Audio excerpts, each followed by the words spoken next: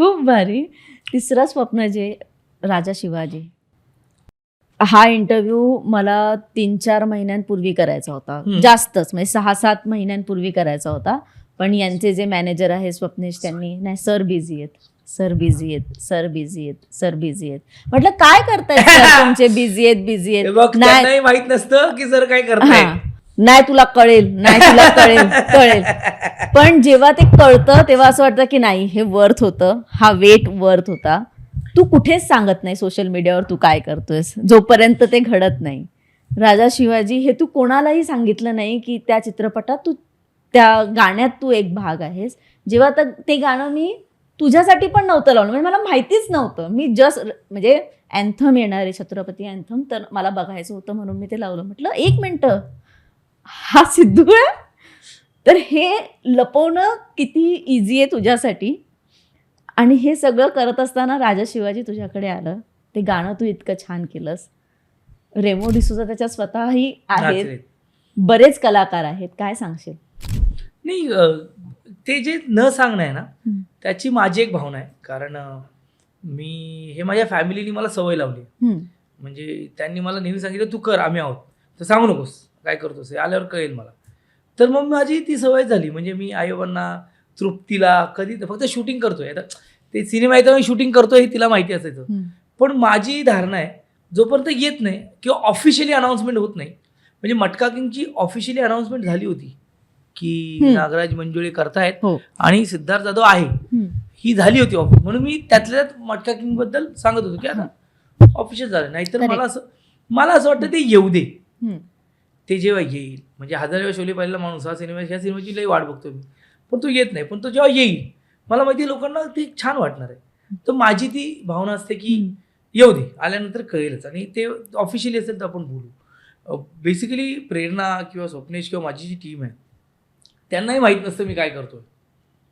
मी officially connection त्यांचं आहे ना, की बाकी सर तिथे आलंय, जरा काय करायचं, 1 मिनिट मी आहे कुठेतरी, सर सांगा कुठे, सांगतो, फक्त सांग नाही आहे, किंवा मग तिलाही नाही सांगत, किंवा समजून नको माझं होऊ दे मग सांगतो. तसं ती एक माझी एक धारणा आहे वेगळी, म्हणून मी सांगत नाही.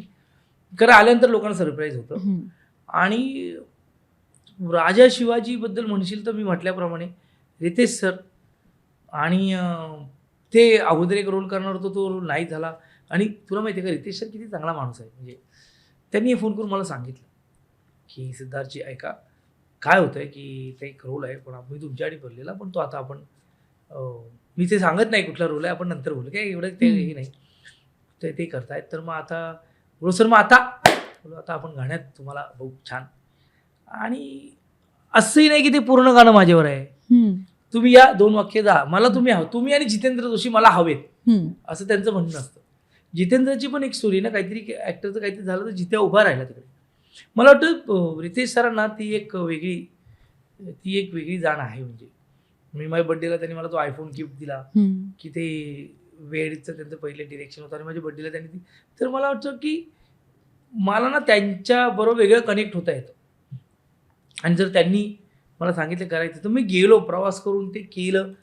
आणि मला ह्याचा आनंद आहे की त्यांच्या स्वप्नात मी मगाशी म्हटल्याप्रमाणे आपण कुठेतरी आहोत ते पाहत आहेत. आणि राजेशिवाय तुमच्या गाण्यावर कोण नाचायला आवडणार, मी अगोदर खूप नाचलोय त्यांच्या गाण्यांवर, आणि त्यांनी काही गाणं केलं तर मला मी काय बोलतो, राईट टाईम राईट प्लेस. आणि ते जे होतं तो सिक्वेन्स होता, सर स्वतः होते, रितेश सर होते, आणि मला जायचं पण होतं. आणि ना तो जो प्लॅटफॉर्म होता ना ज्याच्यावर नाचतोय तो तयार केला होता, तो प्रचंड गरम होता, बेअरफूट. फक्त मी नाही, आमचे सगळे डान्सर होते ना ते बेअरफूट नाचत होते, म्हणजे पाय जळत होते, ते सगळं टॉप आणि असं सगळ्याच्यात. आणि त्या पोरांनी सगळ्यांनीच, म्हणजे त्या पोरांसाठी मी टाळ्या वाजवतो आता, पण त्या सगळ्या पोरांनी नाचले. त्यात रेमो सर, मला माहिती नाही रेमो सर कोरिओग्राफ करणार आहे, मी आपला जातोय, ते सगळे शिकवलं त्याने, हे वगैरे शिकवलं, तिथलं ते शिकलंय, रिहर्सल नाही. सरांनी एक मिशी लावली अगोदर प्लेन. मला हे बघ काही डोक्यात नव्हतं, आपल्याला जायचं नाही राहायचंय.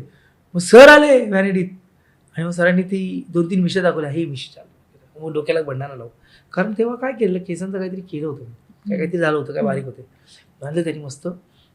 आणि मग तो डान्स झाला, ते 3-4 सिक्वेन्स झाले सगळे. आणि मग सर म्हणाले की छत्रपती समोर उभे आहेत, मी गाणं लावतो, जस्ट एक इमोशन द्या, आणि मग ते जे भारावून त्या आलंय ना, ते ऍक्टिंग नाही आहे, ते ना तुला मला माझं ते एक शॉट खूप आवडतो. एक तर एक स्वप्नपूर्ती संतोष शिवन सरांनी तो शॉट घेतलाय, पण मी मुजरा करतोय आणि माझ्या एका डोळ्यात पाणी आहे. हे जे काही त्या गाण्यात मला मिळालंय ना, हे माझ्यासाठी म्हणजे खरंच सांगतो की छत्रपती शिवाजी महाराजांच्या गाण्यात अजय अतुलने केलेलं असं काहीतरी एक मुजरा महाराजांना मी केला, असं एक आपलं एक छान. मराठी मनोरंजन सृष्टीमधील मालिका, चित्रपट, नाटक तसेच कलाकारांबद्दलच्या नवीन अपडेट्स जाणून घेण्यासाठी नक्की सबस्क्राईब करा इट्स मज्जा मराठी या आपल्या नवीन यूट्यूब चॅनलला.